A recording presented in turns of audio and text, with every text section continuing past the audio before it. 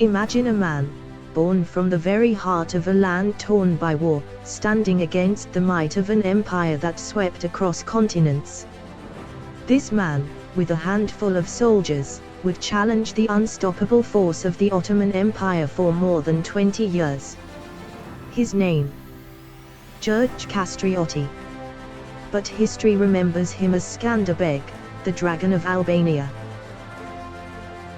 In the 15th century, Albania was but a fragmented land, a small region caught between the rising storm of the Ottoman forces and the crumbling vestiges of old kingdoms. It was a time of conquest, a time when kingdoms fell, and the very idea of freedom was at risk of being erased. But from this chaos, a legend was born, a legend that would burn brightly for generations to come. Born in 1405, Skanderbeg was not born a hero.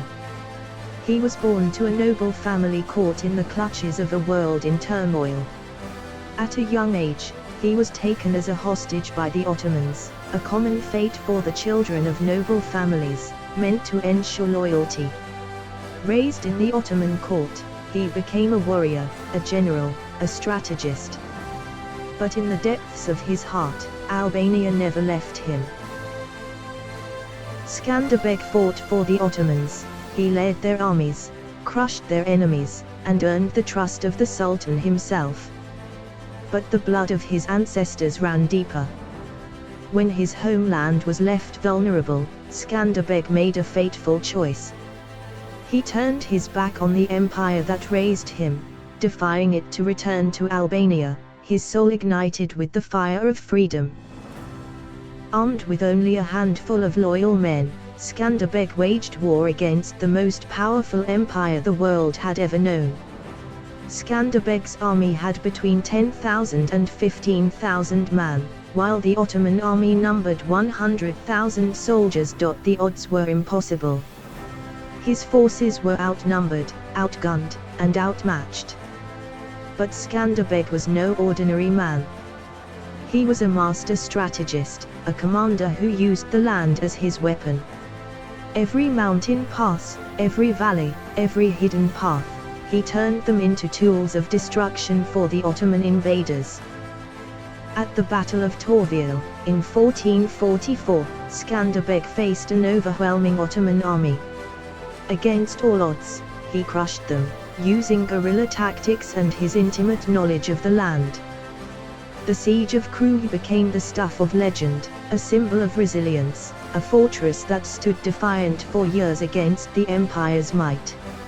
Skanderbeg's victories weren't just military, they were a beacon of hope to a people who had long been oppressed.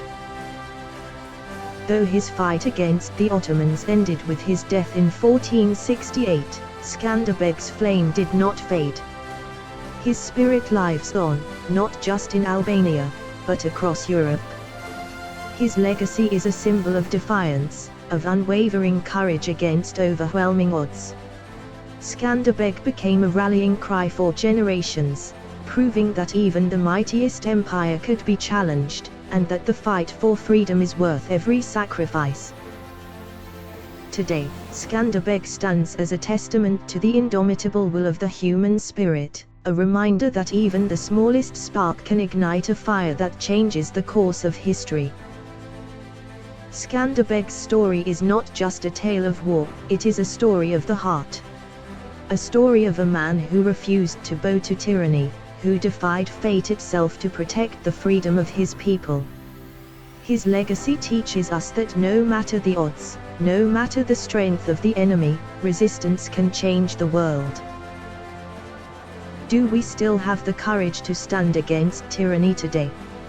Skanderbeg's legacy asks us to answer. Let us know your thoughts in the comments, and don't forget to like and subscribe for more stories of heroism and history.